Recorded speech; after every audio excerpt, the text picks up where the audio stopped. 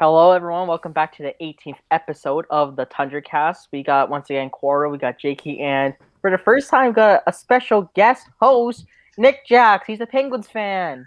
Hello, hello, hello. And today we got another very special episode. We got Penguins athletic writer, and it's Mr. Josh Yo. I'm gonna start off with, you work at the Athletic. How is that like? How did you start there? Well, I was working for a different publication in Pittsburgh at the time called DKPittsburghSports.com, covering the Penguins, same thing I do now. And they just came along in September of 2017. First person I heard from was James Myrtle, who first covers the Maple Leafs, and he just texted me and said, "Hey, we might want to talk with you. Just give me a call." I'm like, "Oh, okay." So I gave him a call and talked with a couple of people at the Athletic, and they said they wanted to start covering the Penguins, and they liked my work and made an offer, and it didn't take too long from that point anyway. I was kind of looking for a new place to write anyway, so the timing was perfect. And it's been great. I mean, it's a really, really good company to work for, by far the best I've ever worked for, and I certainly am surrounded by a lot of very talented people at the Athletics, so it makes my job a lot easier.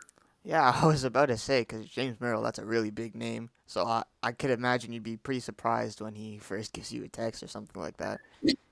Yeah, a little bit. I mean, I know James, so and I knew the Athletic was adding people. So when I saw his name pop up on my phone, I kind of figured maybe that had something to do with it, or maybe he was just texting me to say hi. I didn't know. But yeah, and that was kind of around the time when they were adding a lot of people to the website. And, there are always people say, "Oh, that's not going to work. They're going to go bankrupt in a year, blah, blah, blah." But after a couple of conversations with some of the writers there and some of the company founders, I was pretty convinced that it was going to be a good thing. What are your initial thoughts on the Penguins goaltending so far this year? Well, it was not good in January at all. No. But I also think people gave Tristan Jarry a little bit too hard of a time. Now, he had a bad start. And the thing about him is he always does. He's a slow starter. If you go back and look at his history in, the American Hockey League or the Western Hockey League, he typically comes out of the gate slowly in October. He's just one of those guys. And also, the Penguins were playing a horrendous brand of defense in front of him at the start of the season. It was unbelievable how poorly they were playing. So, really, it was just a combination of things early on that led to the struggles.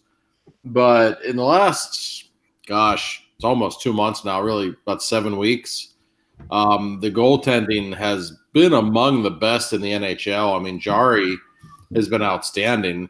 It all goes back to Valentine's Day on February 14th. He was not supposed to play against the Capitals that day. Casey DeSmith woke up, felt sick, so they decided to go with Jarry. Played really well that game, and he has been dynamite ever since then. He hasn't really had a bad game since that point. And I mentioned Casey DeSmith. As good as Jarry's been, DeSmith's numbers have been even better. Now, that's not to say that there's a competition for the number one goalie. Jarry is absolutely the guy.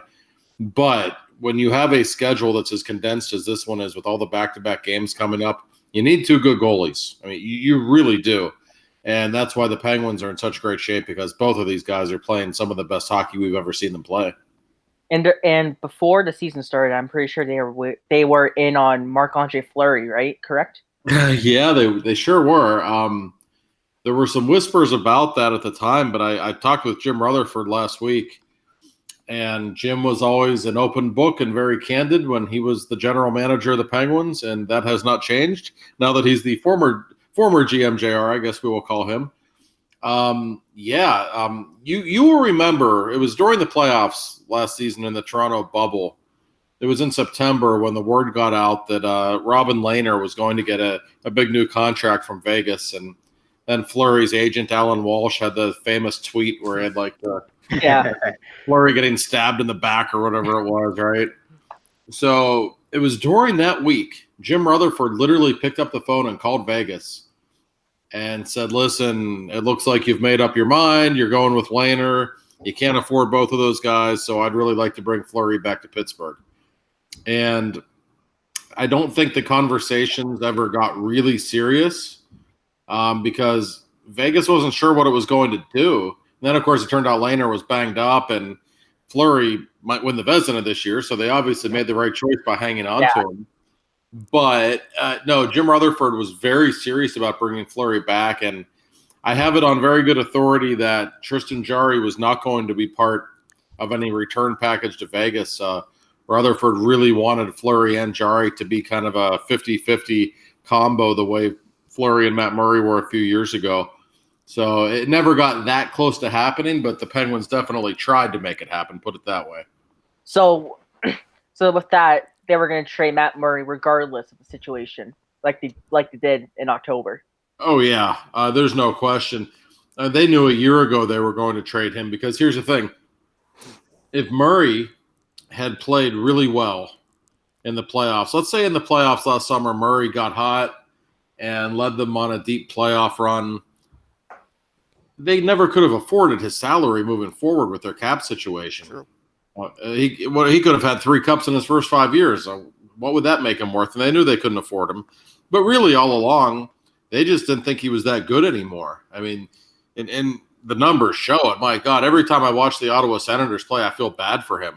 Yeah. I mean, he, not just because his team stinks, but because like he just looks like a guy who has lost it. I mean, Yeah. it's painful to watch him right now, and I feel bad. I know Matt personally. I really like him. He's a good guy, and I don't think it's fair to him when people say, well, he was just a decent goalie playing for a great team in 16 and 17. That's not fair. He was way better than an average goalie in those 2 years.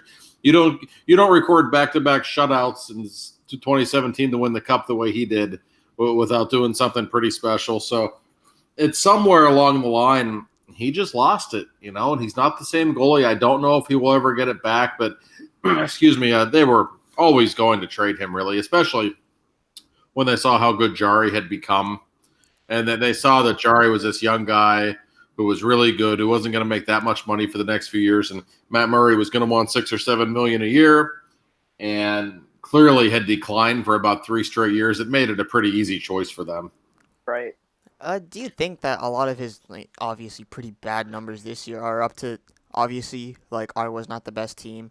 He's not obviously having his best season either, but he's also up against the league's best goal scorers like Connor McDavid, Austin Matthews. They're up there too. Yeah, it's a perfect storm to make a goalie look bad. I mean, it's funny. It's funny you mentioned that because when you look at the numbers around the league, I was actually thinking about it today. McDavid's putting up absurd numbers, and the MVP is either going to be McDavid or Matthews, if I had to guess. Right. And I'm taking nothing away from them. As somebody who has covered Sidney Crosby for almost his entire career, I feel very comfortable in saying Connor McDavid is the best player in the world right now. Yep. And Austin Matthews is probably top 3 or 4. Right. But it's hard for me when I look at the numbers being put up in that division to take it completely seriously. I'm not saying I'm going to vote for someone else for MVP, but it makes you wonder, what kind of numbers would Crosby or Ovechkin or McKinnon have if they were playing in that division? Yep. So I think that also applies to goaltenders. As good as Vasilevsky is, and he's great as Fleury has been, as great as Grubauer has been, what would their numbers be if they played in the Canadian division? They wouldn't be as good. There's no way. It's just a different style of hockey being played. My God, it's entertaining. I can't get enough. Seriously, how nice the Penguins don't play. Sometimes I get sick of hockey, so I'll just avoid sports when they don't play. But now I'm like, ooh, the Flames are playing the Leafs. That sounds like 8-6. I'm going to watch that. No, I love it. I mean, I grew up in Pittsburgh in the 80s watching Mario and the Penguins, and every game they played was 7-6. So, I love that kind of hockey. But it is hard to get a grasp on just how great is McDavid right now, or just how bad does Murray suck right now. It's hard to say for sure because the numbers are completely out of whack in that division. It's funny you mention that because I'm on NHL.com right now, and there's 5 Canadian teams in the top 5 for power play percentage. But if you look at their PK, it's terrible. So I do agree that the numbers are skewed just because of the division.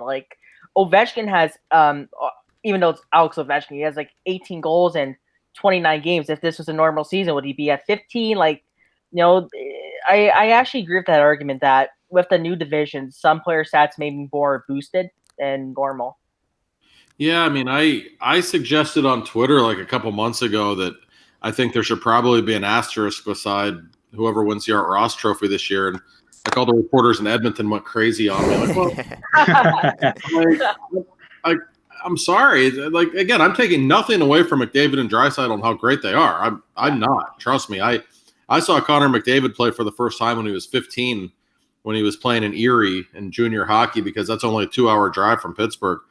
So I ended up going. I drove up to Erie like 7 or 8 times to watch him play that season because I was blown away by how great he was. And I did an article actually when McDavid was 15. I asked Crosby. I said, "Have you heard about this McDavid kid?" He's like, "Oh yeah." I said, "What do you think about him?" He says, "Well, I've seen some highlights. He kind of reminds me of myself a little bit, actually." Like I had never heard Sid say that about anyone before. So he knew even then like how great McDavid was, and we all know. So I'm not taking anything away from him, but it is an unfair advantage. I'm sorry. You get to play against the Ottawa Senators 9 times and the Canucks 9 times and the Flames 9 times. These are not good hockey teams, especially defensively.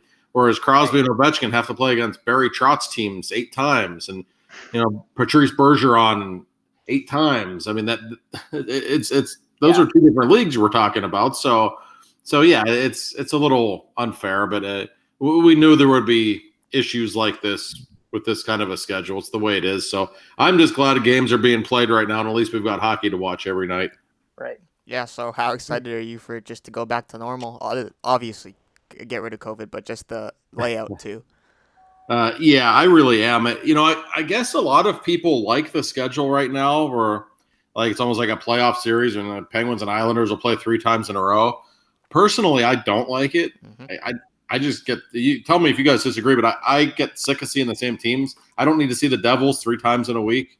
Like I just don't. And I miss, to me it's a big deal when Connor McDavid comes to town and I know from covering Crosby over the years, like I've always seen when I'm in Vancouver or Calgary or wherever, like what a big deal it is when Crosby comes and plays there that one time a year. There's people who, they save their money to get tickets for that one game that season so they can see Sidney Crosby play.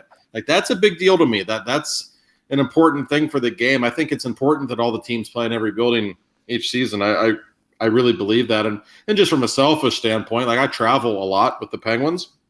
I usually, in your normal season, there's 41 road games. I usually do 30 of them, and I miss going places. I miss going to Florida in February. Trust me, I miss going to Vegas or going to have a steak at Gibby's in Montreal. Like I do. I mean, it's one of the perks of our job, and more than anything, I miss being in the locker room and talking with players. It's these Zoom interviews we have to do are absolute garbage. It's miserable. And I don't blame the teams. There's nothing else they can do right now. I understand that. But it's really awful. I mean, it doesn't help us do our jobs very much. Yeah. We heard that from a lot of other people that have come on here. But, I was just thinking that, these big matchups like when Connor McDavid and Austin Matthews come together or what's his name, Alex Ovechkin and Sidney Crosby come together, they kind of lost their spectacle now because it happens so much. Oh, yeah. Yeah, I think that's true. I mean, and you're right. To me, it's always special when Crosby and Ovechkin play.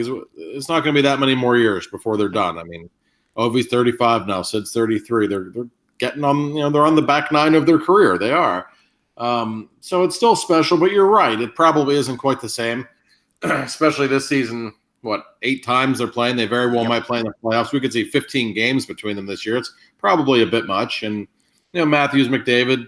Probably the same thing. I don't know if that rivalry is quite the same. I mean, it's 2 Canadian teams and 2 superstars, so I guess I see it. And by the way, I would love to see the Leafs and Oilers play in the playoffs. Oh, that would be that'd be incredible. Oh my God, you talk about entertaining hockey. Like I really hope the Penguins play on opposite nights so I can just focus on that. That would be awesome hockey. Especially like the Leafs lost in the first round, which would be hilarious. The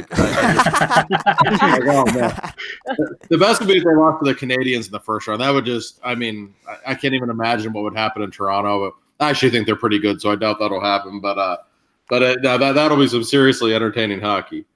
Oh, I tell you, I would cry because I'm a Leafs fan. I would cry. So yeah, but We probably should move on. Nick. Yeah.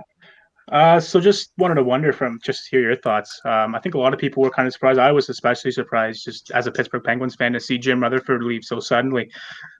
What's one quality that Ron Hextall you think that he will bring to the group along with Brian Burke, and what's one thing you think that he'll do a little bit differently from Jim Rutherford? Well, I don't think you're going to see the volume of trades that Jim Rutherford made, and that would be impossible. I mean, Right. Jim was the GM like 6.5 years in Pittsburgh, and I think he made 54 trades, which Wow. is insane. Wow. And it's great for my line of work. We always had something to write about. He would trade for somebody. If it didn't work out in a few months, he'd trade them back. That's just how Jim operated. But he won 2 Stanley Cups. He obviously was doing something right. I think with coach, you're going to see him try to develop the system, which they really don't have much in the way of prospects. Yeah. They got Samuel Pullen and Nathan Laguerriere. Those were their 2 prospects, and they're good-looking players. But Pullen wasn't even good enough to make Team Canada's World Junior roster, and I know they were loaded this year, but still. So I don't know that he's like a can't-miss superstar. So they just don't have much in their system, and Hextall knows that, and Burke knows that. So they're in a really weird spot right now because they want to try to build that system, and they want to stop trading draft picks and stop trading prospects. But, oh, by the way, if you haven't noticed, the Penguins are on some kind of a roll right now. Yeah. And, Yeah. don't you owe it to Crosby and Malkin if they have a shot to make a run at one last cup to try to help them out a little bit? So it's a weird position Hextall's in. It really is. And I'm fascinated to see what he does before the deadline here in a couple of weeks. I mean, he could stand pat and it wouldn't shock me. I assume he'll do something. Their bottom 6 could really use some help. But it's a fascinating spot. That actually kind of leads me to my next question. We know Evgeny Malkin's out. We know Teddy Bluger's out. So my best guess is that the Pens are going to target some center depth at the deadline. I know Luke Glendening's name was out there. Is there any news on that front? Yeah, I've heard that name. It would make sense. And Hextall has admitted that they would like a center. Mark Jankowski has been terrible in Pittsburgh, just has not worked at all. Teddy Bluger will be back in a week or 2 at the latest, I think. And I don't think Evgeny Malkin's out too much longer either. But they would like a bottom 6 center. The name that kept coming up was Eric Stahl, who, of course, is in Montreal. He would have made a lot of sense. And I'll tell you why. The Penguins have the Crosby line and the Malkin line. And they have this line with Teddy Bluger and Brandon Tanev and Zach Aston-Reese. It's a great line. And they have been such of a good line.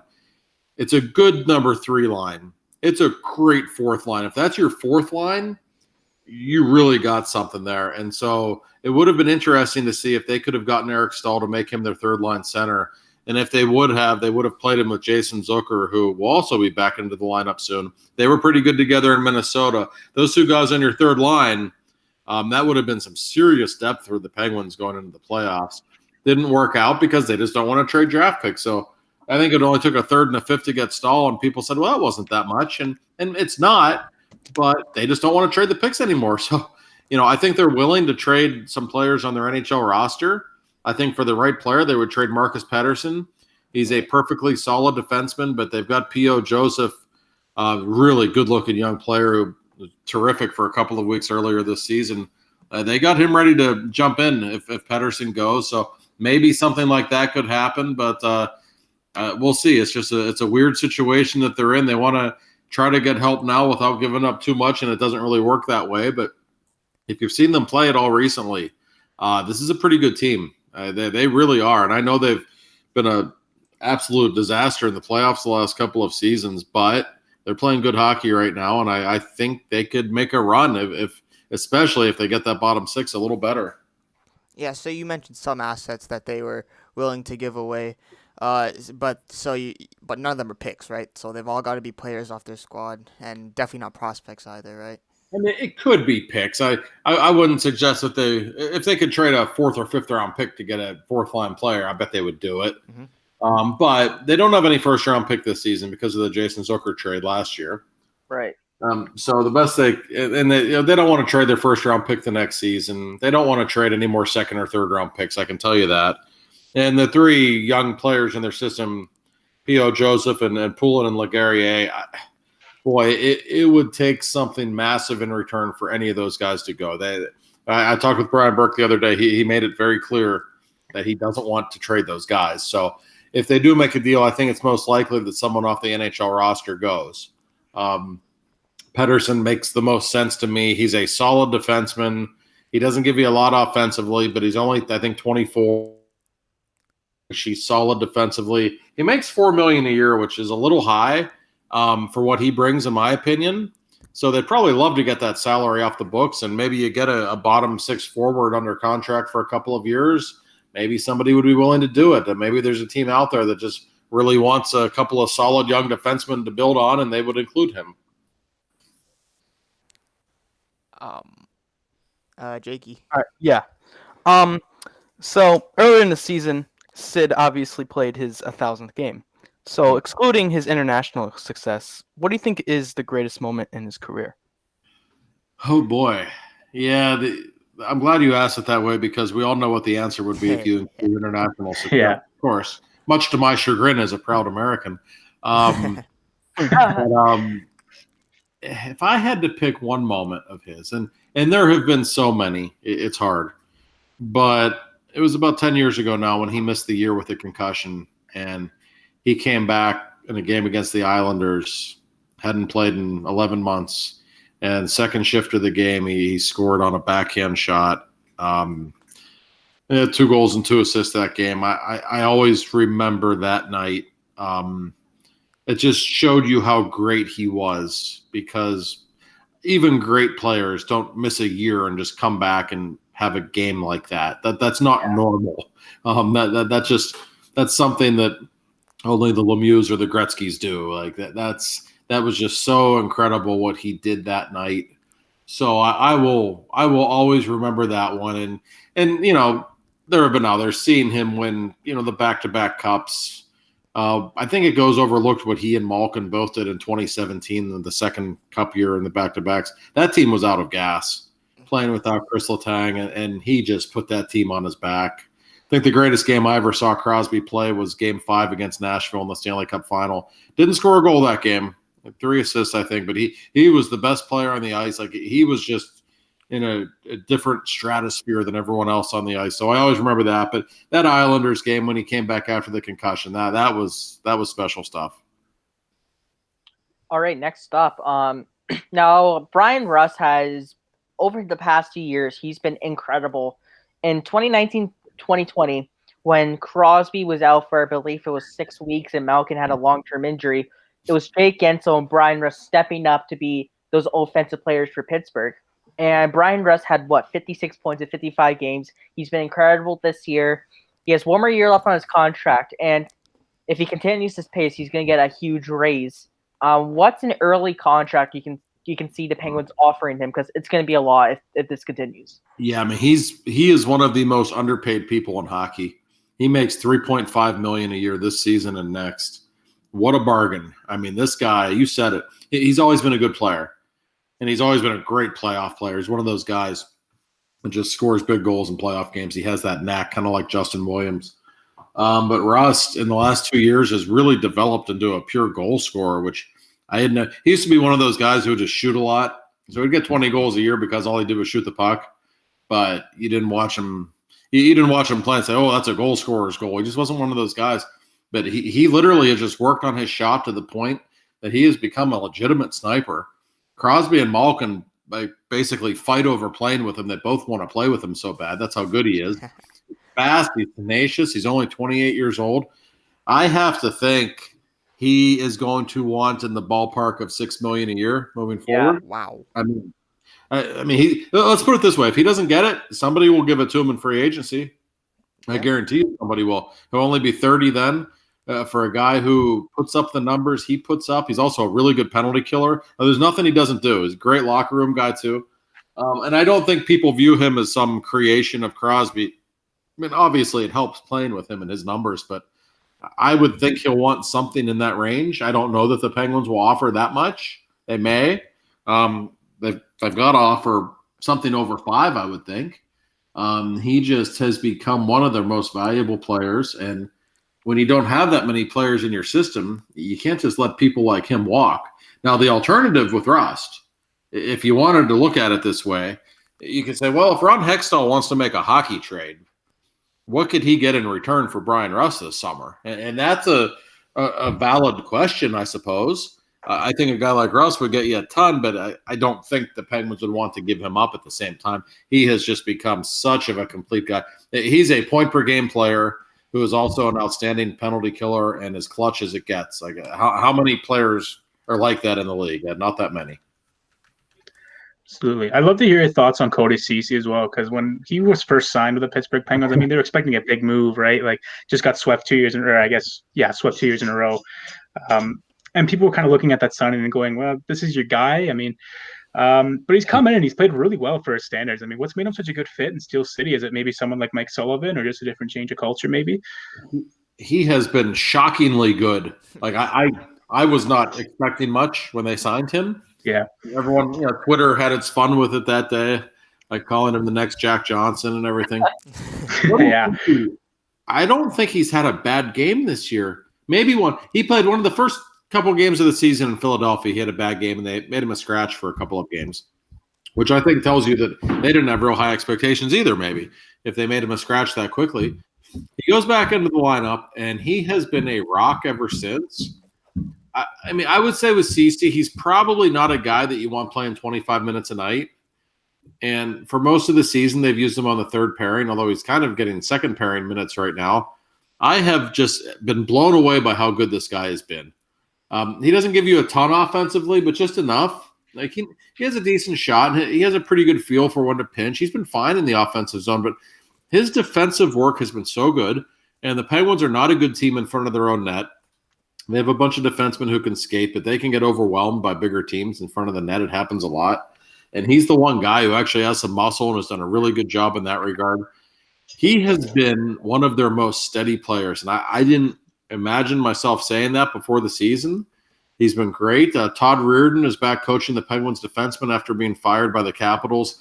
He certainly has a history of bringing out the best in defensemen, especially for whatever reason. This could be totally coincidental, but right-handed defensemen, whether it be Chris Letang, John Carlson, Matt Niskanen, now Cody Ceci, these guys all play their best hockey under Todd Reardon, and he's making it work right now. And I give Ceci credit; he has been remarkably dependable, and I don't think anyone really expected that after the last couple of years.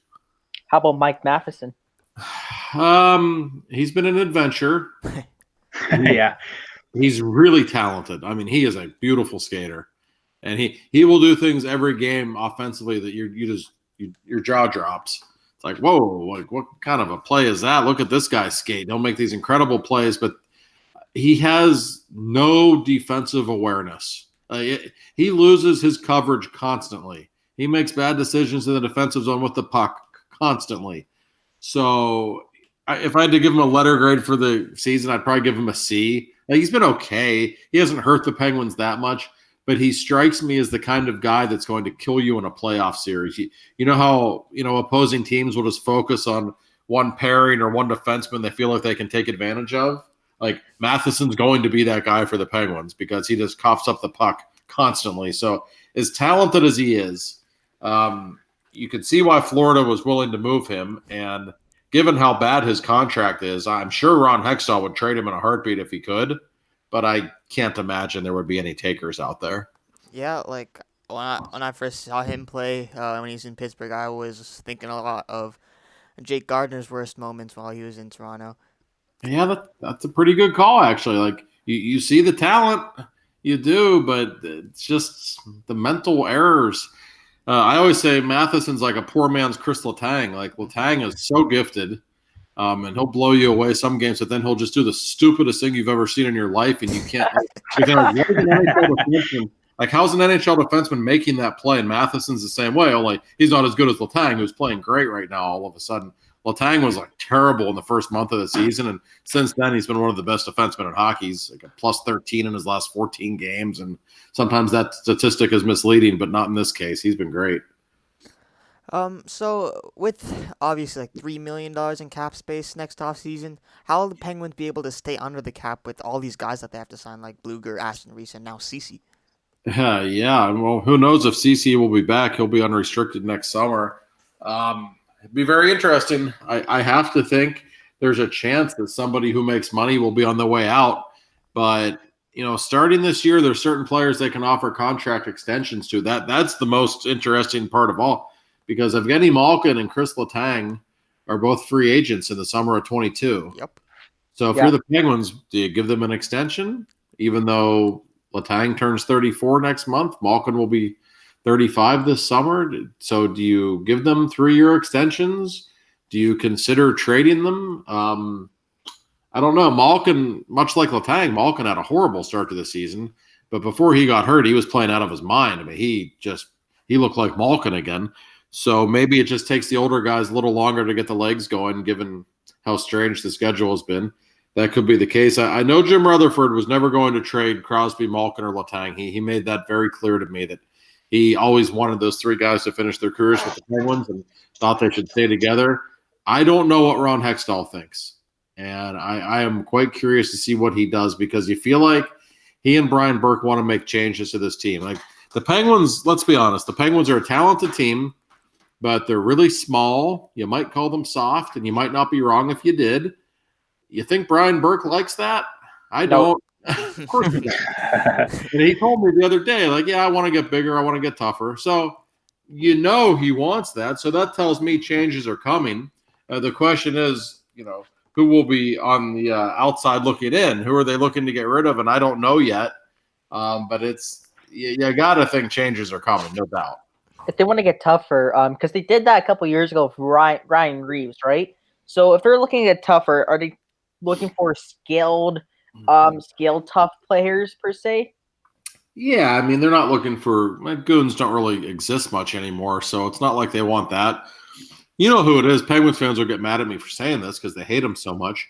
Everybody wants Tom Wilson or somebody like him. I want Tom Wilson. I can't stand him. I don't like how he plays either. I think he tries to hurt people. Therefore, I don't really like him on some level, but I watch him play. I'm like, damn, this guy's a good player, though. I mean, like, who wouldn't want him on their team? Yeah.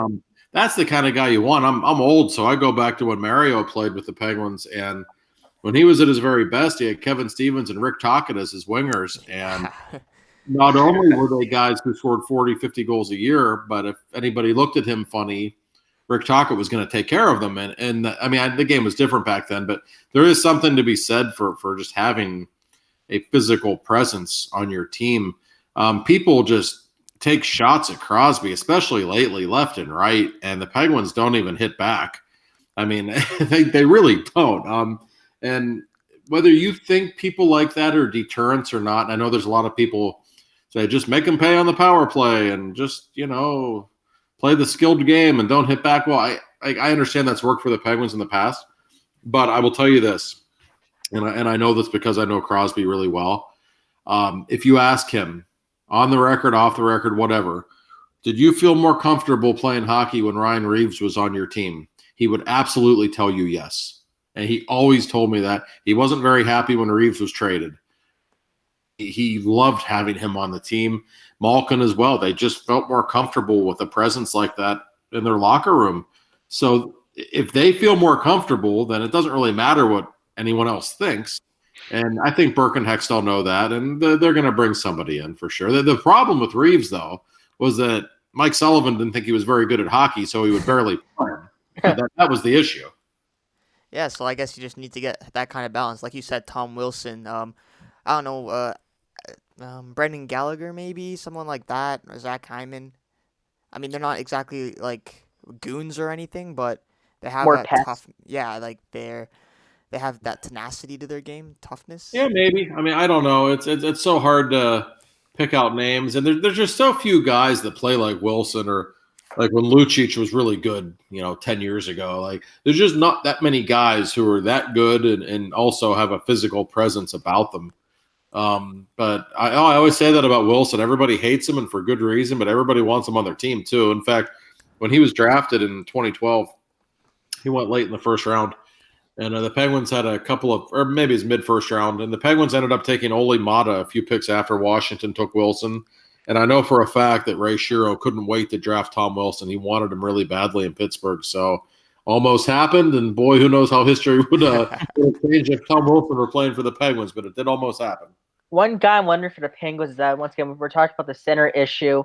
There's one center on the Oilers that actually plays the physical game. He fights a lot, and he's a good penalty killer, and that's probably a guy that Pittsburgh would need. That would be Jujhar Khaira, and he's cheap. He has one more year left. He would be an RFA.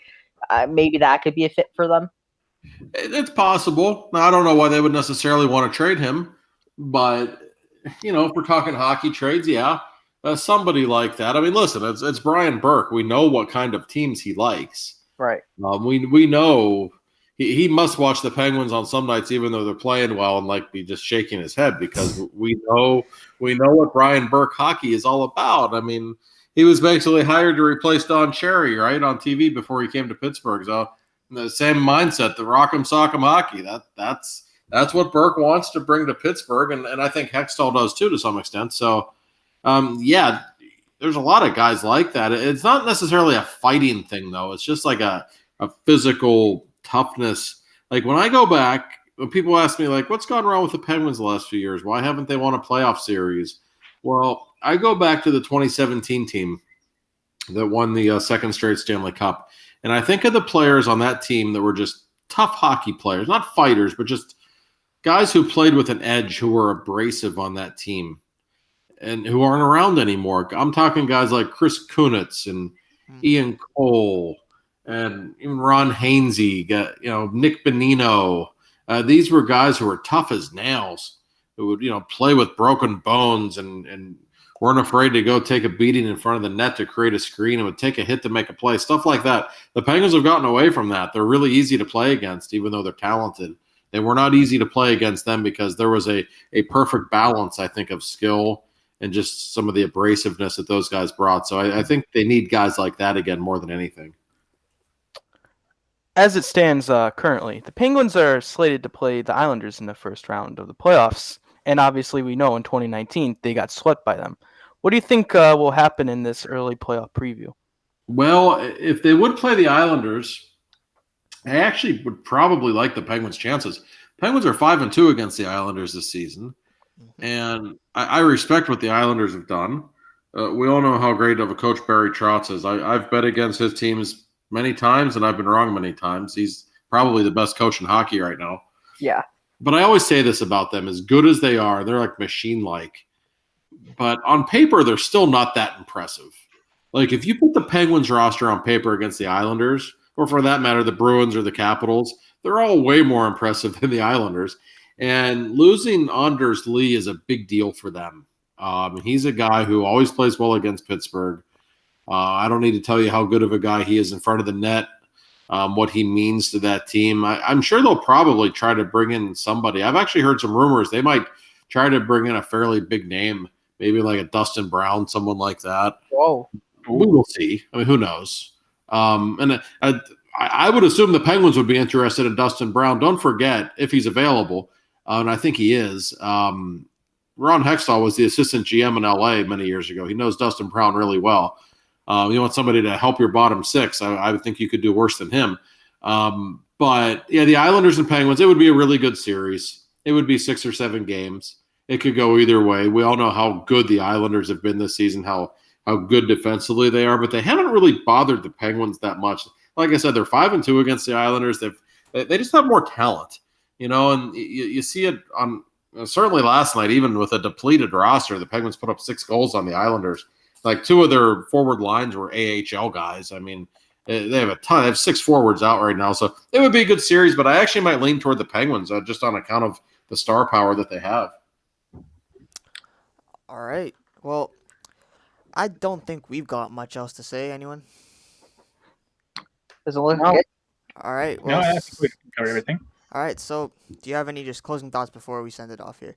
Well, it was fun talking with you guys, and like I said, I'm just glad we've got a hockey season right now. I know it's not ideal, but it's been good. And, the great part of hockey is, I think more than any other sport, And especially this season, there's like 10 or 12 teams that could win the cup, realistically. We Yeah. have no idea who's going to win the cup, and that's what makes the Stanley Cup playoffs the greatest tournament in sports as far as I'm concerned. So it's been fun, and I can't wait for May to get here for the playoffs. For sure. All right. Thank you so much, Josh. You got it, guys. Anytime. Hey guys, post-recording Q here. So I am here to tell you about the first Tundra Cast live on April 12th, 10 a.m. to 5 p.m. Of course, that's the day of the trade deadline. So we are going to be trying to bring you our instant analysis. All the Tundra boys are going to be on there. We're going to be cycling in and out to give you all our thoughts on what's happening. And who knows, we might be able to get you on for part of the live stream as well. So yeah, on YouTube Live, you will be able to see us on April 12th, 10 a.m. to 5 p.m. Thank you so much for listening to this episode of the Tundra Cast, and we will see you next time.